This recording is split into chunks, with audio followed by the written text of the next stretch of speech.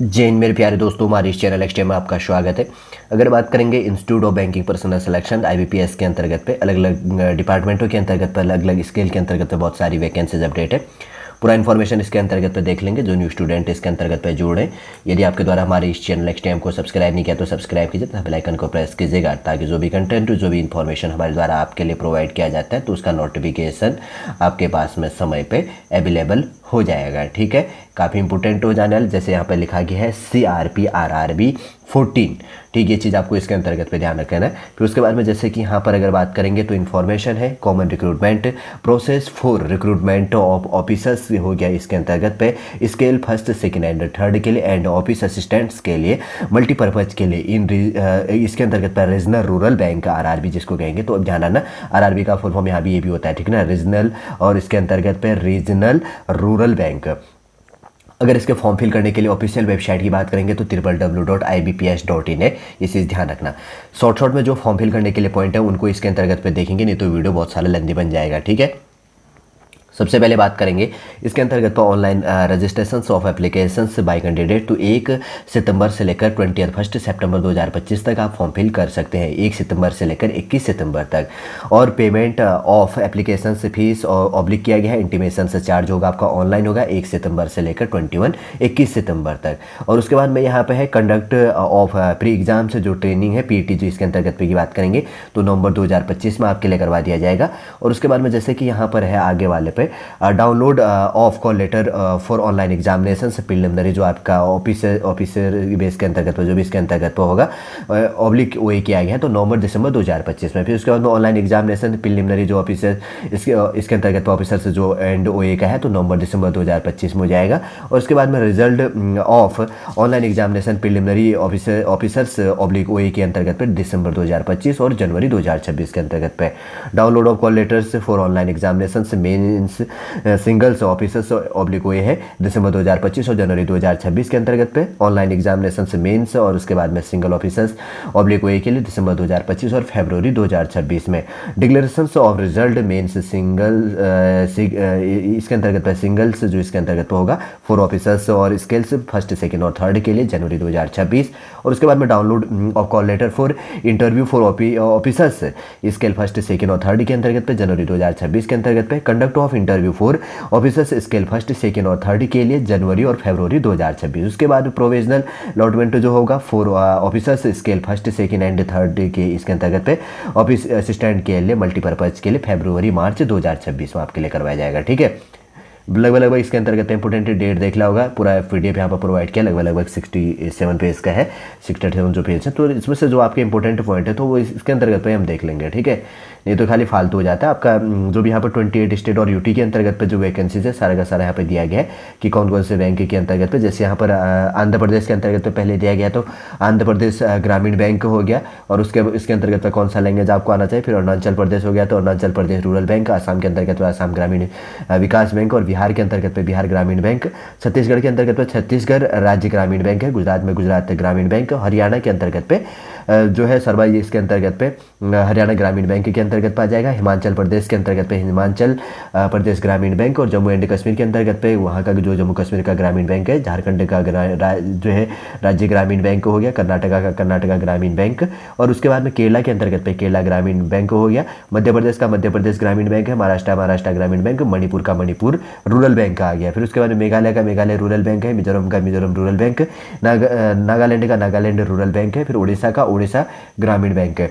फिर उसके बाद में यहाँ पर 20 नंबर का जो है इसके अंतर्गत पर दिया गया पुदुचेरी का पुदुचेरी इसके अंतर्गत की बात करेंगे तो ग्रामीण बैंक जो इसके अंतर्गत पर उसका है। ठीक है ना, और उसके बाद में आगे दिया गया पंजाब ग्रामीण बैंक है, और उसके बाद में राजस्थान ग्रामीण बैंक, उसके बाद में तमिलनाडु के लिए तमिलनाडु ग्रामीण बैंक है, और उसके बाद में तेलंगाना के अंतर्गत तेलंगाना ग्रामीण बैंक, त्रिपुरा में त्रिपुरा ग्रामीण बैंक, उत्तर प्रदेश में उत्तर प्रदेश ग्रामीण बैंक, उत्तराखंड है उत्तराखंड ग्रामीण बैंक, और वेस्ट बंगाल का है उसके बाद में वेस्ट बंगाल ग्रामीण बैंक। इसके अंतर्गत पे यहाँ पर लैंग्वेज दिया गया, आप थोड़ा सा देख लेना जो भी स्टेट इसके अंतर्गत पे होगा। ठीक है, आगे बढ़ते हैं। उसके बाद में आपने देख लिया होगा इसके अंतर्गत पे कौन कौन सी वैकेंसी जहाँ पे अपडेट होने वाली है। और उसके बाद में जैसे सिटीजनशिप की बात करेंगे तो सिटीजन्स ऑफ इंडिया और subject of Nepal, subject of Bhutan, टिबेटी refugees who came over to India before 1 January 1962 with the intention of permanently settle in India, वो इसके अंतर्गत पे होगा। और उसके बाद में 5 नंबर है persons of India origin who has migrated from Pakistan, Burma, Sri Lanka, Eastern Africa, country of Kenya, Uganda, the United Republic of Tanzania, formerly Tanganyika and Zanzibar, Zambia, Malawi, Zaire, Ethiopia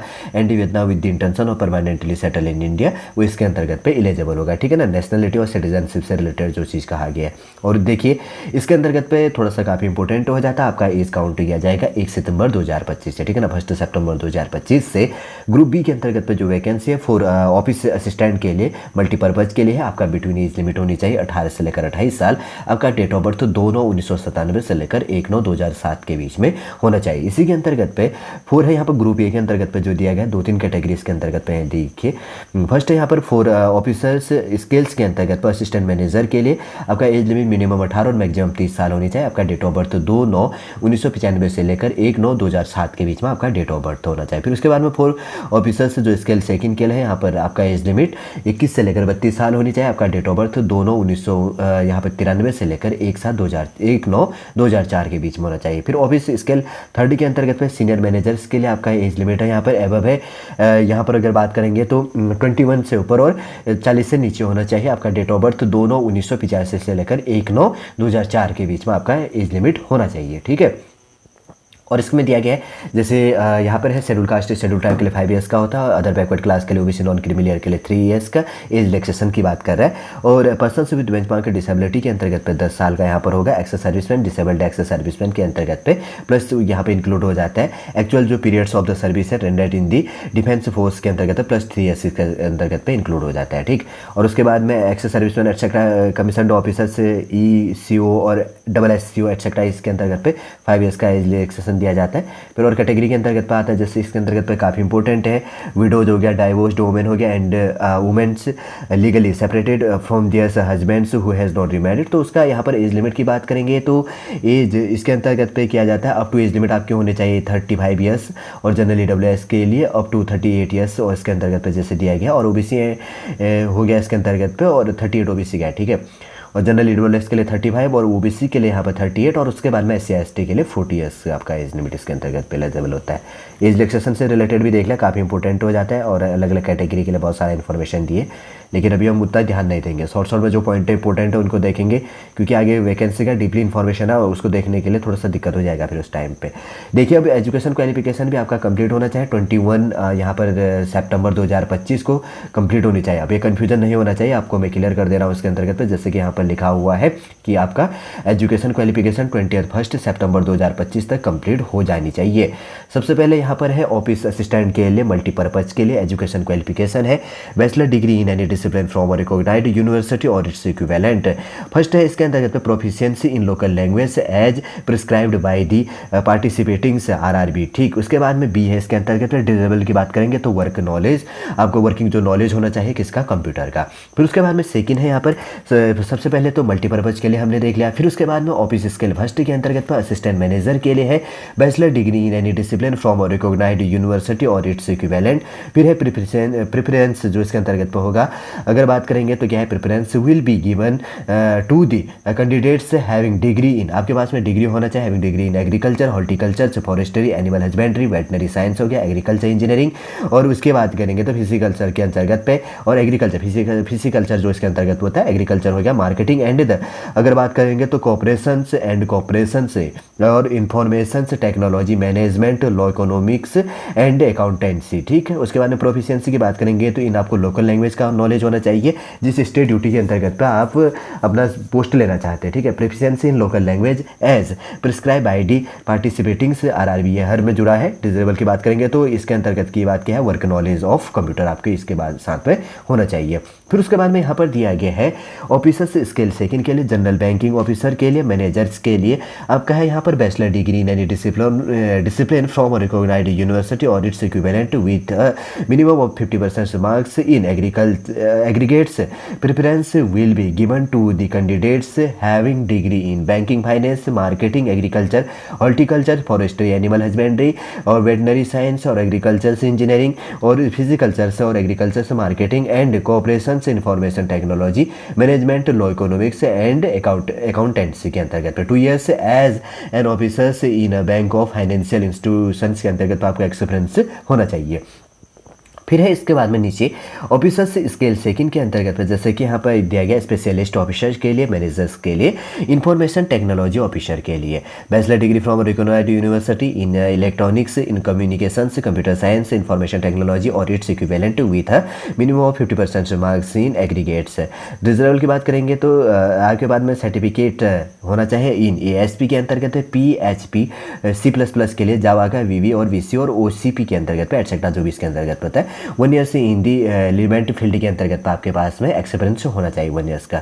और उसके बाद की बात करेंगे तो चार्टर्ड अकाउंटेंट के लिए इसके अंतर्गत पे certified associates from institute of chartered accountant of India के अंतर्गत पे 1 ईयर्स एज इसके अंतर्गत पे चार्टर्ड अकाउंटेंट का आपके पास में एक्सपीरियंस होना चाहिए। साथ में इसके अंतर्गत पे लॉ ऑफिसर के लिए degree from recognised university in law और its equivalent with a minimum of 50% marks in aggregates के अंतर्गत पे 2 ईयर्स एज एन एडवोकेट और शुड हैव वर्कड इसके अंतर्गत पे क्या है, worked as law officers in bank of financial institutions for periods और नॉट लेस देन 2 ईयर्स। ये चीज़ आपको इसके अंतर्गत पे ध्यान में रख लेनी है थोड़ा सा। उसके बाद बात करेंगे तो ट्रेजरी जो मैनेजर के लिए यहाँ पर वैकेंसी है, चार्टर्ड अकाउंटेंट और MBA होना चाहिए in finance from recognised university oblique institute के अंतर्गत पे और 1 ईयर्स का आपके इसके अंतर्गत पे जो रिलेटेड जो रिलेवेंट फील्ड है इसके अंतर्गत आपको एक्सपीरियंस होना चाहिए।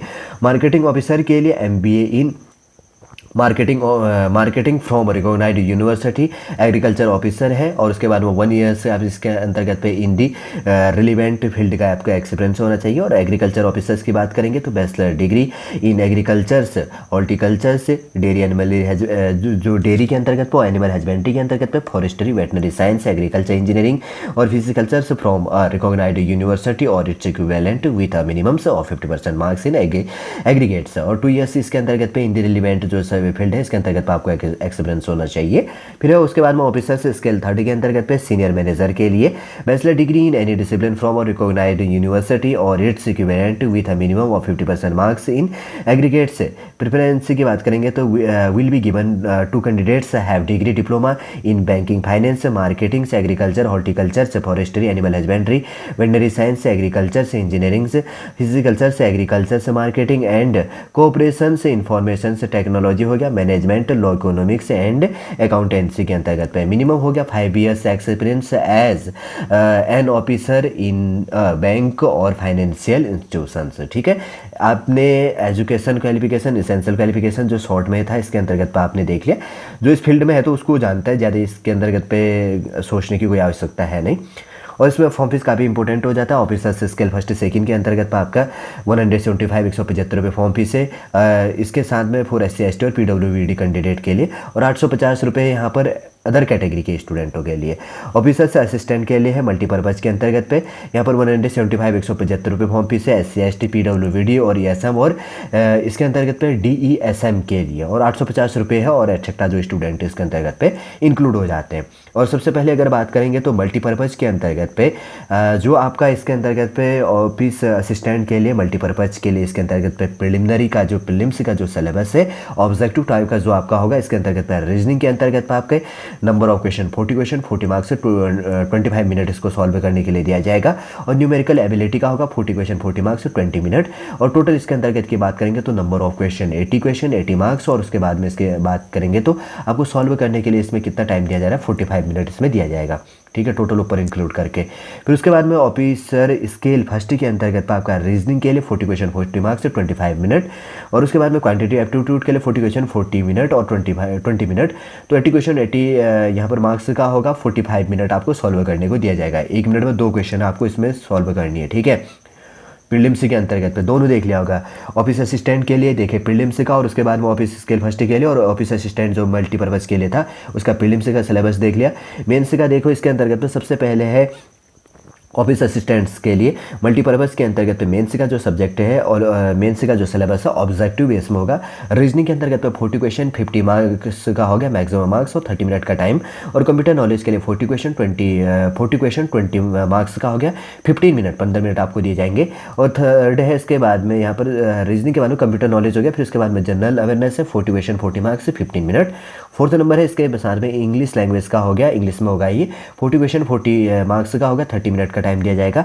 और हिंदी लैंग्वेज है, हिंदी के अंतर्गत पे 40 क्वेश्चन 40 मार्क्स और 30 मिनट। फिर उसके बाद 5 नंबर है न्यूमेरिकल से एबिलिटी के अंतर्गत पे नंबर ऑफ क्वेश्चन 40 क्वेश्चन और उसके बाद में मैक्सिमम मार्क्स है कितना 50 मार्क्स का हो गया, 30 मिनट का आपको सॉल्व करने के लिए टाइम दिया जाएगा। 200 क्वेश्चन 200 मार्क्स का होगा, 2 घंटे का आपको सॉल्व करने के लिए टाइम दिया जाएगा मेन्स के लिए। फिर उसके बाद में ऑफिस स्केल के लिए जो इसके अंतर्गत पे दिया गया रीजनिंग के लिए 40 क्वेश्चन 50 मार्क्स से 30 मिनट। कंप्यूटर नॉलेज है 40 क्वेश्चन 20 मार्क्स 15 मिनट। और जनरल अवेयरनेस है 40 क्वेश्चन और 40 मार्क्स 15 मिनट। और इंग्लिश लैंग्वेज है, इंग्लिश के अंतर्गत पे इसमें भी 40 क्वेश्चन 40 मार्क्स और 30 मिनट। और उसके बाद में हिंदी लैंग्वेज है 40 क्वेश्चन 40 मार्क्स से 30 मिनट्स है। उसके बाद में यहाँ पर आ जाता है क्वांटिटी एप्टीट्यूड के अंतर्गत पे नंबर ऑफ क्वेश्चन 40 क्वेश्चन और मैक्सिमम मार्क्स है 50 मार्क्स हो गया 30 मिनट्स के अंतर्गत पे। तो नंबर ऑफ क्वेश्चन की बात करेंगे 200 question, number of maximum marks की बात करेंगे 200 मार्क्स और सॉल्व करने के लिए ड्यूरेशन अवधि दी जाएगी 2 घंटे का आपका होगा, ठीक है। और इसके अंतर्गत पे दोनों आपने देख लिया होगा। फिर उसके बाद में जैसे कि यहाँ पर आपका जो भी स्टेट है या यूटी है तो आप देख लेना। जैसे आंध्र प्रदेश के अंतर्गत पर आपको इंग्लिश, हिंदी और तेलुगु आना चाहिए। तो क्या चीज़ें, हिंदी बहुत जगहों पर कॉमन होगा, थोड़ा सा नॉर्थ ईस्ट के अंतर्गत पर और साउथ के अंतर्गत पर कुछ लैंग्वेजें एक्स्ट्रा जुड़ जाती है, ठीक है। फिर उसके बाद में यहाँ पर बात करेंगे तो इनके अंतर्गत पर लैंग्वेज हमने देख लिया। ऑफिस स्केल सेकंड के अंतर्गत पे जनरल बैंक ऑफिसर्स के लिए जो यहाँ पर वैकेंसीज होगा तो इसके अंतर्गत पे रीजनिंग के लिए आपका बाईलैंग्वेज होगा, हिंदी और इंग्लिश के अंतर्गत पे ये चीज़ आपको ध्यान में रख लेनी है। तो नंबर ऑफ क्वेश्चन 40 क्वेश्चन और 50 मार्क्स है मैक्सिमम मार्क्स और 30 मिनट सॉल्व के लिए टाइम। कंप्यूटर नॉलेज के अंतर्गत में 40 क्वेश्चन 20 मार्क्स और 15 मिनट। फाइनेंशियल अवेयरनेस के अंतर्गत number of question 40 question 40 marks और उसके बाद में 15 मिनट। और इंग्लिश लैंग्वेज के अंतर्गत पे इंग्लिश का होगा आपका 40 क्वेश्चन 40 मार्क्स और 30 मिनट। और हिंदी लैंग्वेज के अंतर्गत पे हिंदी 40 क्वेश्चन और 40 मार्क्स और उसके बाद में 30 मिनट्स होगा। फिर उसके बाद में 5 नंबर की बात करेंगे तो यहाँ पर है quantity aptitude and data interpretation के अंतर्गत पे हिंदी और इंग्लिश लैंग्वेज में 40 क्वेश्चन 50 मार्क्स होगा, 30 मिनट का टाइम। 200 मार्क्स 200 क्वेश्चन इसके अंतर्गत पाएगा और 120 मिनट 2 घंटे का आपको सॉल्व करने के लिए समय दिया जाएगा। फिर उसके बाद में आ जाता है ऑफिस स्केल सेकंड के अंतर्गत पे स्पेशलिस्ट कार्डर के अंतर्गत पे जो भी इसके अंतर्गत होगा। अगर बात करेंगे तो प्रोफेशनल जो आपको नॉलेज होगा हिंदी इंग्लिश के अंतर्गत पे जो मीडियम 40 क्वेश्चन 40 मार्क्स से 30 मिनट। रीजनिंग के अंतर्गत पे आपका 40 क्वेश्चन 40 मार्क्स से 30 minute. Financial awareness 40 question 40 marks से 15 मिनट। इंग्लिश लैंग्वेज है 40 क्वेश्चन उसके बाद में 20 मिनट और 30 मिनट्स। और हिंदी लैंग्वेज के अंतर्गत पे 40 क्वेश्चन से 20 मिनट और 30 मिनट्स, मतलब 40 क्वेश्चन और 20 मार्क्स का होगा और 30 मिनट का यहाँ पर सॉल्व करना होगा। 5 नंबर है कंप्यूटर नॉलेज के अंतर्गत पे 40 क्वेश्चन 20 मार्क्स और उसके बाद में 15 minute. Quantity aptitude and data interpretation के अंतर्गत पे आपका 40 क्वेश्चन से 40 मार्क्स और 30 मिनट आपको इसमें 2.5 घंटे का सॉल्व करने के लिए दिया जाएगा। नंबर ऑफ क्वेश्चन आपका होगा 240 क्वेश्चन होंगे, 200 आपका मार्क्स का होगा, 200 मार्क्स का पेपर होगा, 240 आपके नंबर ऑफ क्वेश्चन होंगे। आपको 2.5 घंटे इसको सॉल्व करने के लिए दिया जाएगा। उसके बाद में है ऑफिसर्स जो स्केल थर्ड के अंतर्गत पे जो आपका सिलेबस होगा इसके अंतर्गत पे मेंस का जो इसके अंतर्गत पे रीजनिंग इसके अंतर्गत पे की बात करेंगे तो 40 इसके अंतर्गत पे question 50 marks 30 minute. Computer knowledge के अंतर्गत पे 40 क्वेश्चन और उसके बाद 20 मार्क्स और 15 मिनट। फाइनेंशियल अवेयरनेस के अंतर्गत पे 40 क्वेश्चन और 40 मार्क्स का हो गया 15 मिनट। फिर उसके बाद में इंग्लिश लैंग्वेज के अंतर्गत पे number of question 40 question 40 marks और उसके बाद में 30 मिनट्स। और इसके बाद में हिंदी लैंग्वेज के अंतर्गत पे 40 क्वेश्चन 40 मार्क्स और उसके बाद में 30 मिनट्स। फिर इसके बाद में 5 नंबर के बाद quantity aptitude and data interpretation की बात करेंगे तो 40 क्वेश्चन और 15 मार्क्स 15 नहीं 50 मार्क्स का है और 30 मिनट आपको सॉल्व करने के लिए टाइम दिया जाएगा। 200 क्वेश्चन 200 मार्क्स हो गया, 120 आपको 2 घंटे का पेपर सॉल्व करने के लिए आपको टाइमिंग दी जाएगी। 1 मिनट में आपको 2 क्वेश्चन से ज़्यादा सॉल्व करने हैं, ठीक है ना, एवरेज इतना रख लेना है। और उसके बाद की बात करेंगे तो कट ऑफ एटसेट्रा जो भी चीज़ होगा फिर बाद में देख लेंगे। आपका इसके अंतर्गत पे शॉर्ट रूप से हमने सिलेबस भी देख लिया, बहुत सी चीज़ें काफ़ी इंपॉर्टेंट हो जाती है। फीस पेमेंट संबंधी भी हमने इसके अंतर्गत पे देख लिया। ऑफिशियल वेबसाइट भी हमने इसके अंतर्गत पे देख लिया था, काफ़ी इंपॉर्टेंट हो जाता है आपका ये ऑफिशियल वेबसाइट, ताकि आने वाले समय पर आप फॉर्म फिल करेंगे तो आपको कोई प्रॉब्लम नहीं होना चाहिए, ठीक है ना, ताकि कोई आपका जो भी है प्रॉब्लम क्रिएट ना हो सके, इसलिए हमने बात करी है यहाँ पर। और कोई चीज़ कन्फ्यूजन होगा तो आप गूगल कर सकते हैं, आपको सारा इन्फॉर्मेशन मिल जाएगा। या जब आप फॉर्म फिल करेंगे तो ऑटोमेटिक आपको सॉल्व हो जाएगा। वैसे तो सारा का सारा इन्फॉर्मेशन हम आपको यहाँ पर प्रोवाइड कर रहे हैं, जो चीज़ आपका इंपॉर्टेंट हो जाता है। देखिए अब सबसे पहले बात करेंगे तो इसके अंतर्गत पे जैसे कि यहाँ पर वैकेंसीज बटी हुई है, मैं थोड़ा सा कोशिश करता हूँ कि शॉर्ट में वैकेंसी प्रोवाइड करूँ, नहीं तो थोड़ा सा वीडियो मुझे लगता है कि लेंदी बन जाएगा, ठीक है। और जैसे सबसे पहले है ऑफिस असिस्टेंट के लिए मल्टीपर्पज़ के अंतर्गत पे आंध्र प्रदेश के अंतर्गत पर अगर टोटल बात करेंगे तो यहाँ पर 150 यहाँ 150 पोस्ट है इसके अंतर्गत है। अरुणाचल प्रदेश के अंतर्गत पे 35। जैसे मैं पहले बात कर चुका हूँ कि जैसे आंध्र प्रदेश ग्रामीण बैंक है, जहाँ का भी जो ग्रामीण बैंक या रूरल बैंक जो चीज़ था मैं पहले बात किया, नहीं तो मैं ये वीडियो भी इसमें प्रोवाइड कर रहा हूँ, अभी देख लो स्क्रीन के अंतर्गत पे, मैं पढ़ूंगा नहीं, आप समझ जाना, ठीक है, कि बस मैं वैकेंसी बता देता हूँ। अरुणाचल प्रदेश के अंतर्गत पे 35 है, आसाम के अंतर्गत पे 167 और बिहार के अंतर्गत पे 365 और छत्तीसगढ़ के अंतर्गत पे 295 और उसके बाद में गुजरात में 300, हिमाचल प्रदेश में 51, जम्मू एंड कश्मीर में 50, झारखंड के अंतर्गत पे 85 और उसके बाद में आगे बढ़ते हैं। फिर इसके बाद में यहाँ पर 10 नंबर से जो स्टार्ट हो जाता है 10 नंबर से देख लेंगे, ठीक, कन्फ्यूजन नहीं होना। कर्नाटका के अंतर्गत पे 800 और उसके बाद में केरला के अंतर्गत पे 350, मध्य प्रदेश के अंतर्गत पे 538 और उसके बाद में है महाराष्ट्र के अंतर्गत पे 100, मणिपुर के अंतर्गत पे 8 पोस्ट है, मेघालय के अंतर्गत पे 22, मिजोरम के अंतर्गत पे 30 है, नागालैंड के अंतर्गत पे 8 पोस्ट है, उड़ीसा के अंतर्गत पे 309 और पुदुचेरी के अंतर्गत पे 7 पोस्ट है और उसके बाद में पंजाब के अंतर्गत पे 57 है। फिर उसके बाद में 21 नंबर का जो है और राजस्थान के अंतर्गत पे यहाँ पर 1725 1725 पोस्ट है जिसको कहेंगे। हरियाणा के अंतर्गत पे 190, तमिलनाडु के अंतर्गत पे 468 और उसके बाद में तेलंगाना के 450 और त्रिपुरा के अंतर्गत पे 50 और उत्तर प्रदेश के अंतर्गत पे 1000 और उत्तराखंड के अंतर्गत पे 218 और वेस्ट बंगाल के अंतर्गत पे 144 144 पोस्ट। आप कैटेगरी यहाँ पर जो भी दिव्यांग कैटेगरी का सारी वैकेंसी दी गई है तो इसके अंतर्गत पे थोड़ा सा आप इसके अंतर्गत पे देख लेना, ठीक है। और उसके बाद में आगे बढ़ते हैं, उसके बाद में ऑफिस जो स्केल है फर्स्ट के अंतर्गत पे कहाँ कहाँ वैकेंसीज है इसके अंतर्गत पर भी देख लेते हैं, काफ़ी इंपॉर्टेंट हो जाता है। यहाँ पर आंध्र प्रदेश के अंतर्गत तो कोई वैकेंसी नहीं है। अरुणाचल प्रदेश के अंतर्गत पे यहाँ पर अरुणाचल प्रदेश के अंतर्गत पे 5 पोस्ट है, आसाम के अंतर्गत पे 185 और उसके बाद में बिहार में 192 और उसके बाद में छत्तीसगढ़ के अंतर्गत पे 149 और गुजरात के अंतर्गत पे 263 और हिमाचल प्रदेश के अंतर्गत पे 27, जम्मू एंड कश्मीर के अंतर्गत पे 15, झारखंड के अंतर्गत पे 50 और उसके बाद में कर्नाटका के अंतर्गत पे 500, केरला के अंतर्गत पे 250 और उसके बाद में मध्य प्रदेश के अंतर्गत पे 301, महाराष्ट्र के अंतर्गत पे 100 और उसके बाद में मणिपुर के अंतर्गत पे 1 पोस्ट है, मेघालय के अंतर्गत पे 15।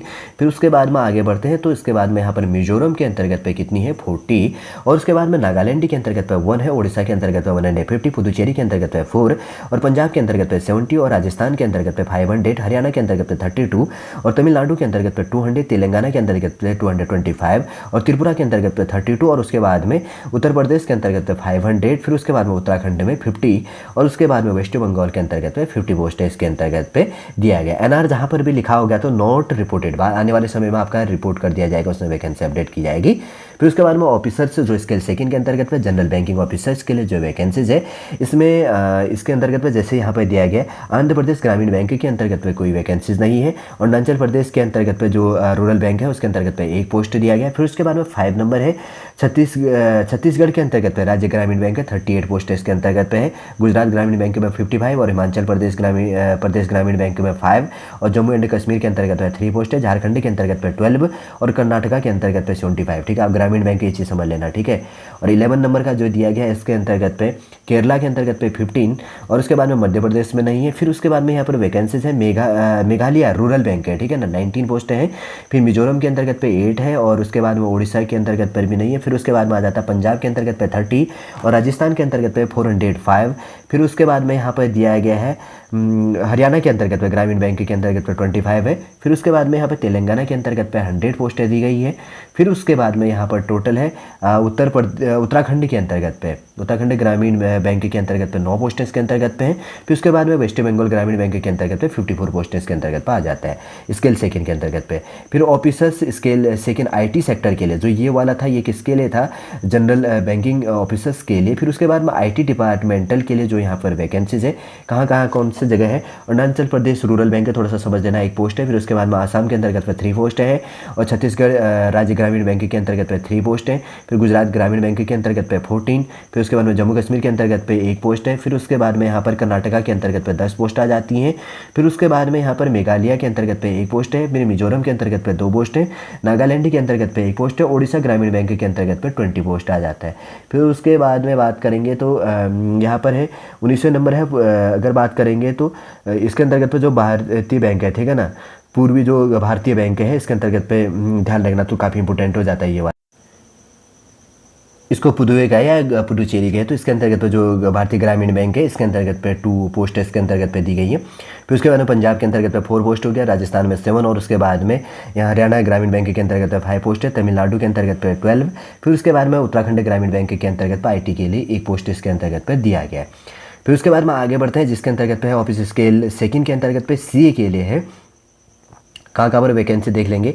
आंध्र प्रदेश में 1 है, अरुणाचल प्रदेश में 1 पोस्ट है, आसाम के अंतर्गत पे 3 और उसके बाद में छत्तीसगढ़ के अंतर्गत पे 1 पोस्ट है और गुजरात ग्रामीण बैंक में 2 पोस्ट है। हिमाचल के अंतर्गत पे 1 पोस्ट आ जाता है इसमें। फिर उसके बाद में आगे बढ़ते हैं, यहाँ पर दिया गया है झारखंड के अंतर्गत पे 1 पोस्ट है, कर्नाटका के अंतर्गत पे 1 है, केरला के अंतर्गत पे 3 पोस्टें होगी, मणिपुर के अंतर्गत पे 1 पोस्ट है, फिर मिजोरम के अंतर्गत पे 3 पोस्ट आ जाती है। फिर उसके बाद में आगे बढ़ते हैं, इसके बाद में यहाँ पर दिया गया है कौन सा, उड़ीसा के अंतर्गत पे 2 पोस्टें हैं और बात करेंगे तो पुदुचेरी के अंतर्गत पे जो पुदुवे जो ये लिखा गया है 1 पोस्ट इसके अंतर्गत पे, पंजाब में 10 पोस्ट 10 और उसके बाद में राजस्थान में 28 और उसके बाद में हरियाणा के अंतर्गत पे 5, तमिलनाडु के अंतर्गत पे 2 और तेलंगाना में नहीं है। फिर उसके बाद में यहाँ पर आ जाता है उत्तराखंड में 1, ग्रामीण बैंक में 1 और वेस्ट बंगाल के अंतर्गत पे 2 पोस्ट इसके अंतर्गत पे। ग्रामीण बैंक जो बैंक हैं थोड़ा सा आप देख लेना। ऑफिस स्केल के लिए यहाँ पर लॉ के लिए जो वैकेंसीज है कहाँ पर है, कौन कौन से स्टेट के अंतर्गत पे, सबसे पहले तो एक आसाम के अंतर्गत पे 2 पोस्ट यहाँ पर दी गई है। फिर उसके बाद में गुजरात के अंतर्गत पे 7 पोस्ट हैं, कर्नाटका के अंतर्गत पे 5 पोस्ट है, केरला में 5 पोस्ट हैं। फिर उसके बाद में यहाँ पर नीचे आ जाते हैं, यहाँ पर जैसे कि आपको दिया गया है उड़ीसा के अंतर्गत पे 2 पोस्ट हैं, पुदुचेरी या पुदुवे जो दिया गया है 1 पोस्ट है, पंजाब के अंतर्गत पे 2 और राजस्थान के अंतर्गत पे 5। फिर उसके बाद में उत्तर प्रदेश के अंतर्गत पे 15, उत्तराखंड ग्रामीण बैंक में 2 और वेस्ट बंगाल के अंतर्गत पे ग्रामीण बैंक में 2 पोस्टें इसके अंतर्गत पर दी गई है। ठीक है। फिर उसके बाद में ऑफिसर्स स्केल सेकंड के अंतर्गत पे जो ट्रेजरी जो मैनेजर्स के लिए जो यहाँ पर वैकेंसीज है कहाँ पर है, आंध्र प्रदेश ग्रामीण बैंक के अंतर्गत पे 1 पोस्ट है। फिर उसके बाद में गुजरात के अंतर्गत पे 2 पोस्ट है, हिमाचल के अंतर्गत पे 1 पोस्ट है, झारखंड के अंतर्गत पे 1 पोस्ट है और केरला के अंतर्गत पे 2 पोस्ट। फिर उसके बाद में उड़ीसा ग्रामीण बैंक के अंतर्गत पे 1 पोस्ट दिया गया है। फिर उसके बाद में यहाँ पर बढ़ेंगे तो आगे दिया गया है इसके अंतर्गत पे राजस्थान के अंतर्गत पे 3 है और हरियाणा के अंतर्गत पे 1 पोस्ट दिया गया है। फिर उसके बाद में उत्तराखंड ग्रामीण बैंक के अंतर्गत पे 2 पोस्ट और वेस्ट बंगाल ग्रामीण बैंक के अंतर्गत पे 2 पोस्ट इसके अंतर्गत पे दी गई है। थोड़ा सा काफ़ी इंपॉर्टेंट हो जाता है। फिर उसके बाद में ऑफिसर्स जो स्केल सेकेंड है मार्केटिंग ऑफिसर्स के लिए जो वैकेंसीज है कहाँ पर है, और अरुणाचल प्रदेश के अंतर्गत पे 2 पोस्ट हैं और उसके बाद में यहाँ पर दिया गया है गुजरात के अंतर्गत पे 2 पोस्ट है। फिर उसके बाद में आगे बढ़ते हैं, कहाँ पे दिया गया, यहाँ पे नीचे इसको स्टार्ट हो जाता है। ये राजस्थान में 2 पोस्ट है और हरियाणा के अंतर्गत पे 5 है, तमिलनाडु में 4, इतना ही इसके अंतर्गत पे। ठीक है ना। NR का मतलब क्या है, नॉट रिपोर्टेड। ध्यान रखना, हमेशा ये चीज़ रिपीट करते रहो फिर याद रहता है। ऑफिसर्स स्केल सेकंड के लिए एग्रीकल्चर ऑफिसर्स के लिए कहाँ पर वैकेंसीज है, अरुणाचल प्रदेश के अंतर्गत पे 1 पोस्ट दिया गया।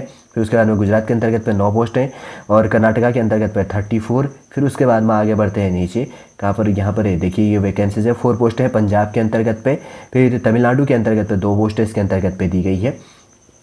फिर आगे बढ़ते हैं, उसके बाद में ऑफिसर्स स्केल थर्ड के लिए यहाँ पर वैकेंसी काफ़ी इंपॉर्टेंट हो जाता है और अरुणाचल प्रदेश के अंतर्गत पे 1 पोस्ट है और छत्तीसगढ़ के अंतर्गत पे 9 पोस्ट हो जाता है, गुजरात के अंतर्गत पे 12 पोस्ट हैं और उसके बाद में जम्मू कश्मीर के अंतर्गत पे 1, झारखंड में 4। फिर उसके बाद में यहाँ पर आ जाता है मेघालय रूरल बैंक के अंतर्गत पे 6 पोस्ट हैं और उसके बाद में मिजोरम के अंतर्गत पे 2 पोस्ट हैं। फिर उसके बाद में पंजाब ग्रामीण बैंक में के अंतर्गत जो भी है 14, राजस्थान में 90 और उसके बाद में हरियाणा के अंतर्गत पे 21। फिर उसके बाद में तेलंगाना के अंतर्गत 23, उत्तराखंड ग्रामीण बैंक के अंतर्गत पे 2 पोस्ट और वेस्ट बंगाल के अंतर्गत पे ग्रामीण बैंक के अंतर्गत पे 14 पोस्ट इसके अंतर्गत पे आपके लिए दी गई है। ठीक है। और उसके बाद में यहाँ पर प्रीलिम्स और मेंस के लिए जो आपका प्रिलिमिनरी का जो एग्जाम होगा और मेंस का जो एग्जाम होगा तो उसके एग्जाम सेंटर दिए गए, जैसे आंध्र प्रदेश का देख लेना, अरुणाचल प्रदेश, असम, बिहार, छत्तीसगढ़, गुजरात, हरियाणा, हिमाचल प्रदेश, जम्मू कश्मीर, झारखंड, केरला और उसके बाद में जो भी इसके अंतर्गत है कर्नाटका और केरला के अंतर्गत पे मध्य प्रदेश, महाराष्ट्र, मणिपुर और मेघालय, मिजोरम, नागालैंड, ओडिशा और पुदुचेरी, पंजाब, राजस्थान, तमिलनाडु, तेलंगाना, उत्तर प्रदेश, उत्तराखंड। जैसे उत्तराखंड में देहरादून, हल्द्वानी और रुड़की दिया गया और मेंस का भी दोनों है, देहरादून और हल्द्वानी और रुड़की, ये चीज़ आपको ध्यान में रखना है। वेस्ट बंगाल के अंतर्गत पर भी यहाँ पे एग्जाम सेंटर ये चीज़ें दी गई है। ठीक है, थोड़ा सा देखना फोटो इमेज आपका कितने केबी के बीच में होना चाहिए। जैसे यहाँ पर दिया गया है कि 20 केबी से लेकर 50 केबी के बीच में आपका फोटो होना चाहिए, आपका 4.5 सेंटीमीटर इंटू 3.5 सेंटीमीटर के अंतर्गत। फिर उसके बाद में फोटोग्राफी की बात करेंगे तो कैप्चर्स जो इसके अंतर्गत पे होगा तो कितना होना चाहिए, यहाँ पर सारा का सारा लिखा गया है। फेस कितना आपका होना चाहिए, हाईलाइट होनी चाहिए लगभग 80%। तो आपका 10 केबी से लेकर 20 केबी के बीच में आपका ये चीज़ फोटो होनी चाहिए। ठीक है, और पिक्सल्स की बात करेंगे तो 140 से लेकर 60 के बीच आ जाता है। लेफ्ट थम्स की बात करेंगे तो इंप्रेशन जो इसके अंतर्गत पे दिया जाएगा तो आपका 20 केबी से लेकर 50 केबी। ये ध्यान है ना, फोटो सिग्नेचर और थंब का क्या है। हैंड राइटिंग डिक्लेरेशन की बात करेंगे तो 50 केबी से लेकर 100 केबी के बीच में आपका सेल्फ डिक्लेरेशन होना चाहिए। ठीक, काफ़ी इंपॉर्टेंट पॉइंट है ये चीज़ें इसके अंतर्गत पे। देखिए अगर इसके अंतर्गत की बात करेंगे तो भारत के अंतर्गत पे अलग अलग स्टेट और यूटी के अंतर्गत पे अलग अलग बैंकों के अंतर्गत पे स्केल फर्स्ट सेकेंड आईटी और लॉ डिपार्टमेंटल के लिए, स्केल फर्स्ट सेकेंड थर्ड के लिए, और उसके बाद में एटसेट्रा जो भी इसके अंतर्गत पे वैकेंसी जो जैसे यहाँ पर बटी थी मल्टीपर्पज़ बेस के अंतर्गत पे। देखिए अलग अलग स्टेटों के अंतर्गत तो जो भी आपके फॉर्म फिल करने के लिए जानने के लिए इंपॉर्टेंट पॉइंट थी और जो इंपॉर्टेंट वैकेंसी थी सॉल्टली उससे पूरा इंपॉर्टेंट इन्फॉर्मेशन इस वीडियो के अंतर्गत आपके लिए प्रोवाइड कर दिया है। उम्मीद करूंगा दोस्तों सॉल्टली पूरा इन्फॉर्मेशन आपको समझ में आ गया होगा। और आज का इन्फॉर्मेशन आपको अच्छा लगे तो लाइक कीजिए, कमेंट कीजिए और हमारे इस चैनल नेक्स्ट टाइम को सब्सक्राइब कीजिए। वापस हम नेक्स्ट क्लास के अंतर्गत आपसे मिलेंगे। जय हिंद, जय भारत।